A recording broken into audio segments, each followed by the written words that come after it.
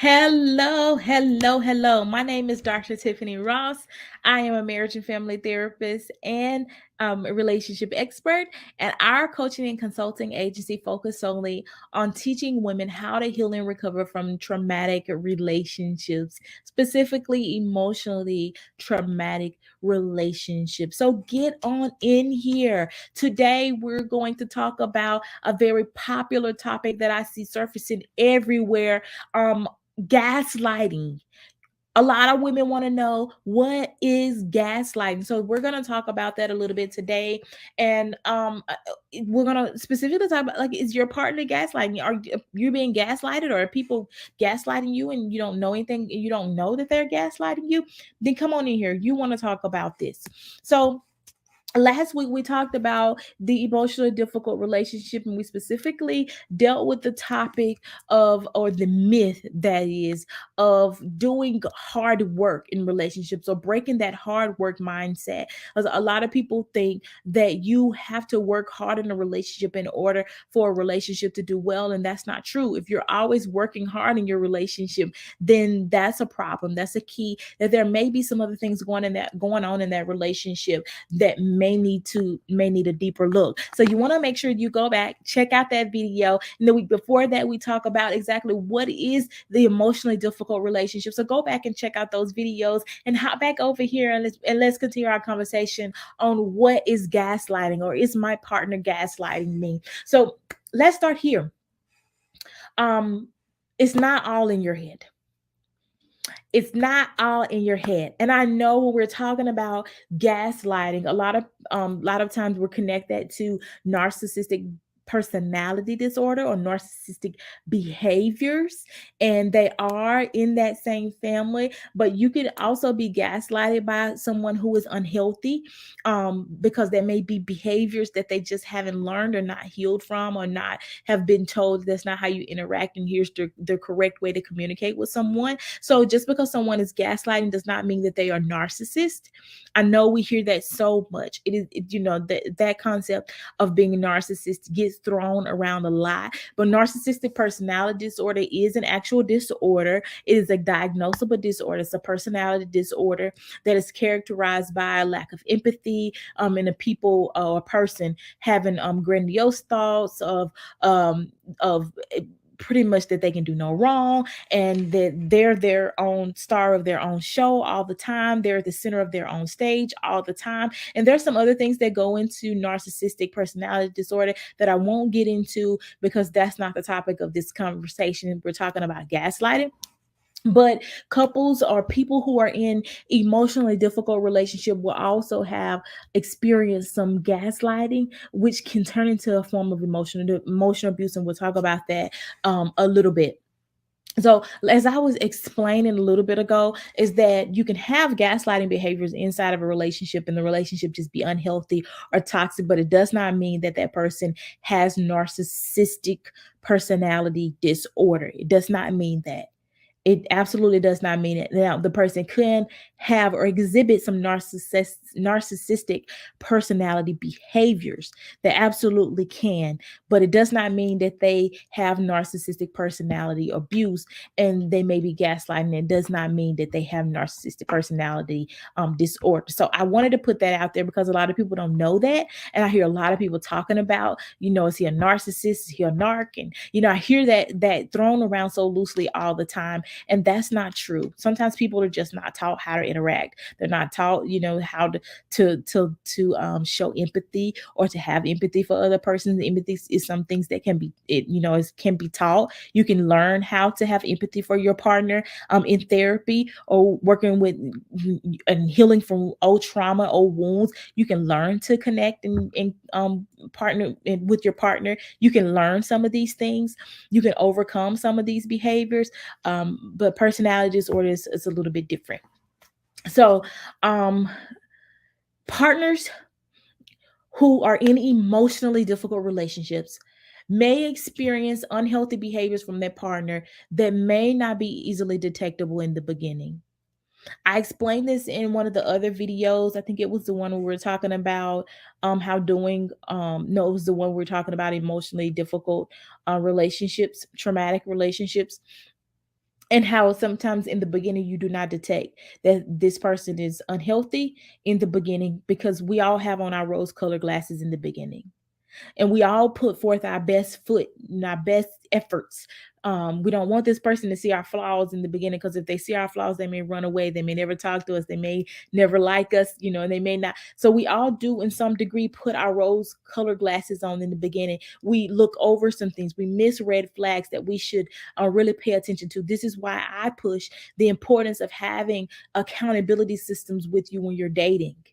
Accountability systems, not even just when you're dating, but in relationships. You should have other couples or other friends or people that are around you who will hold you and your partner accountable. And we need this because it helps keeps us grounded. It calls us on our bull when we need to be called on our stuff, and we all at some point need to be called on our stuff. But that's neither here nor there. That's just, I wanted to throw that in. But gaslighting, so this is because when a person is emotionally manipulative, as gaslighting is a form of emotional manipulation, they may live a double life. They often hide who they are, their true personalities in the beginning of the relationship, as we all do. But when people are emotionally manipulative, they specifically are deceptive. They may hide whole parts of themselves away from you for a time being, and those parts may come out at the most inopportune times, like during an argument, or they may emotionally explode on you, or they may emotionally vomit and want you all, like you're their emotional punching bag. Like, some of these things may come out during your relationship that you didn't see in the beginning, or they may slip something in there just to see how you react, and then playfully laugh it off, like, oh, I didn't really mean that. And they're testing the waters at that point. But if this is all resonating with you, like if you've experienced this, then it's for a reason. You probably have experienced some kind of emotional difficulty in a relationship and you don't know it, or you may have experienced some kind of emotional manipulation or some deception or betrayal. And so if it's resonating with you, it's resonating with you for a reason. So stay on. Make sure you stay on and and watch this video, because I feel like it'll help you. So if you've been deceived at some point, then you probably have been in an emotional manipulative or emotionally traumatic relationship. So gaslighting typically happens when a person tells you, play mind games with you. They may tell you that you didn't see what you thought you saw, or you didn't experience what you thought you experienced, and that they really didn't mean it. And there may be some emotional abuse, and there's some definitely some underlying emotional abuse there with gaslighting. But the whole point of gaslighting is the person may try to make you seem like you're crazy, like all of it's in your head. So they may dismiss, like when you call them out on something, well, they'll try to turn it around and make it about you.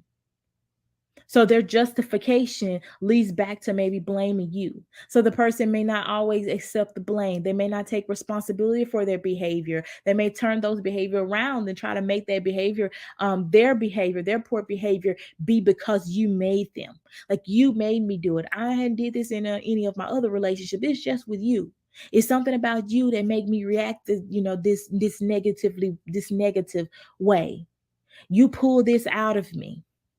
Or I didn't say that, what I said was. And they may take what you did or what you said, and mix up what you said to try to turn it around on you. This is a form of gaslighting, and it's also a form of emotional abuse. So now that you know that, now that you know, I kind of got an idea of what gaslighting is. And I feel like on this one, I'll get a lot of questions about this topic, because a lot of people talk about narcissistic personality and the gaslighting and all of this. They talk about these things all the time. And I think people are at the point to where they really want to know, they really have questions. So if I will invite you to ask questions if you need to, and so that you can get a little bit more clarity on what it is, or give me examples, and I can kind of help you guide that. But the next step would be for you to download my guide. I specifically created a guide called The 5 Myths of Emotionally Difficult Relationships, where I go over a little bit more in detail about gaslighting. It's called It's All in My Head. I did a section just called It's All in My Head, because I want people to know that these things, if you are feeling something inside of a relationship, if you emotionally are feeling something, then your feelings are valid. These things are not all in your head. So how do you begin dealing with a person that is gaslighting you. A couple of ways I would suggest. You can get to the point to where you're writing down your conversations. You finish the conversation, you go back, you write down your conversation with that person, to and you can write it to yourself, and then you can have that conversation with them or bring back up, nope, on such and such day you said this. But bottom line, that person needs to be held accountable to their words. They need to be held accountable to those words, and they need to know that you're not going to play mind games with them. So this is difficult for a lot of women, a lot of people. I'm not just going to say women. This is difficult for a lot of people, especially when they're in emotionally unhealthy relationships or unhealthy relationships, is because they have not found their voice yet. They may struggle with actually saying or calling the other person out on their poor behavior, or getting people, sorry, that's my dog, or having people that will help hold them accountable. This is why I stress so heavy the importance of having accountability inside of a relationship, and having people that can see past the rose colored glasses and can actually see the person for who they say, they can actually see them for who they are. And they can notice things about the relationship that you may not notice because you're too close at that point. But it's not enough to just have people in your circle that you trust and that will hold you accountable, but you also need to be willing to accept the things that they say to you and not dismiss them, and not put them on the shelf for, well, they're just jealous and they want him, yeah, none of that. But you actually have to take in what they're saying to you.